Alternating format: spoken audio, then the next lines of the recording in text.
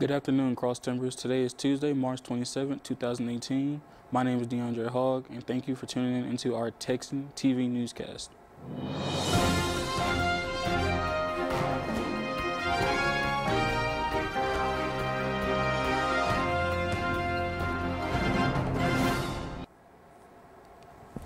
In campus news, Lon Reisman stepped down from being the head men's basketball coach on Friday. Coach Reisman ran the program for over 30 years. He has one of the most historic careers in all Division II basketball. Although he did not end on a good foot, his legacy will not be tainted. Reisman will remain the athletic director while his son Chris Reisman will take over as head coach. In local news, The Flash today reported that Stephenville ISD hosted the second annual Special Olympic at Lynbrook Field last Thursday.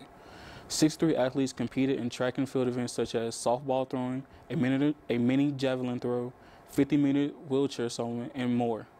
This year at the Special Olympics, coordinated with Tarleton State University, and over 150 students volunteered at the event as part of Tarleton's annual service day. Other community members have donated time and money as well. Today's Texas national and international news from the Associated Press. Attorneys for a Texas death row inmate known as the Suitcase Killer have appealed to the U.S. Supreme Court to halt his scheduled execution this week for slaying of a Lubbock woman whose body was stuffed inside a suitcase and dumped in the trash. Rosendo Rodriguez III of San Antonio was condemned for the 2005 killing of a 29-year-old woman named Summer Baldwin, identified in court documents as a prostitute. She was killed after the two had consensual sex in Lubbock, where Rodriguez went for a training. A Lubbock City landfill worker spotted a suitcase in the trash and discovered her body.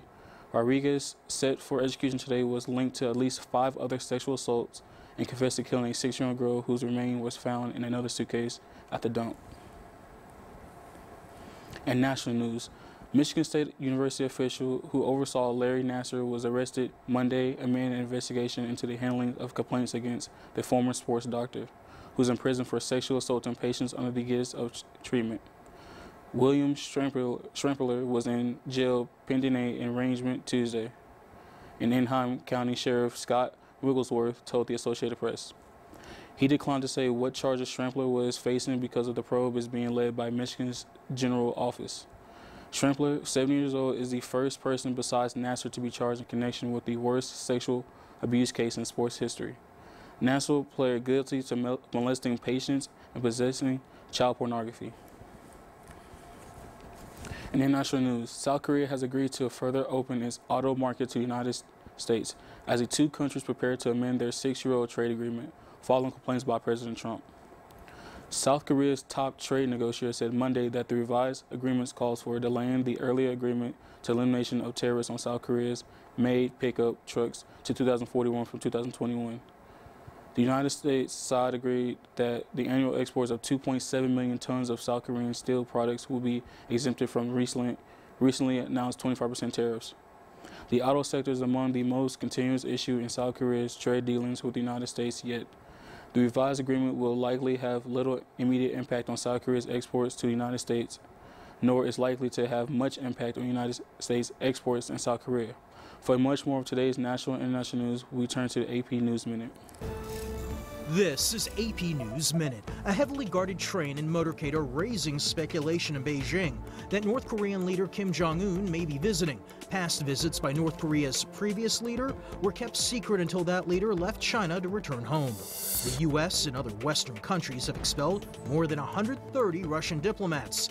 It's a show of solidarity with Britain after a former Russian spy was attacked with a nerve agent there. Several dozen students are marching across a 50-mile stretch of Wisconsin to call for stricter gun control laws. They plan to rally Wednesday in Janesville, House Speaker Paul Ryan's hometown. And All-Pro defensive end Michael Bennett of the Philadelphia Eagles appeared in a Houston court Monday. He's accused of pushing his way through stadium security workers after the 2017 Super Bowl, injuring a 66-year-old paraplegic woman. Matt Small, The Associated Press, with AP News Minute.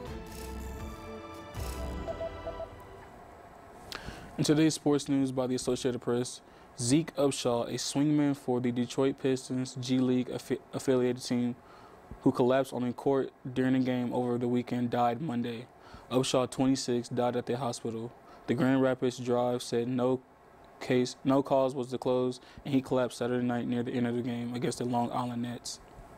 Upshaw was coming out of a timeout with 49 seconds left when he appeared to stumble while chasing a Long Island player across the court. The video feed of the game showed Upshaw moments later motionless and lying face down. He was carried away on a stretcher and taken to the nearby hospital. It's not clear if he ever regained consciousness. The National Weather Service is reporting a wet and rainy week for Stephenville. Today, there will be showers and thunderstorms with a high near 71 and a low around 53. The chance of participation is 90%. New rainfall amount between a quarter and half an inch is possible. This has been a production of Texan TV News and a product of the Texan News Service from the Tarleton State University campus in Stephenville, Texas. Watch us live on the Apogee Channel 2.1 in the dorms at 12:30 weekdays. If you live off campus, tune in on Northland Cable Channel 9. You can follow the Texan News Service on Facebook and Twitter, and check out our website at www.texannews.net for all of your latest local, state, national, and international news. Today's broadcast was produced by Brianna McCarty, Callie Smith, Joel Leach, Kaylin Rivera, and now have a wonderful day, Texans.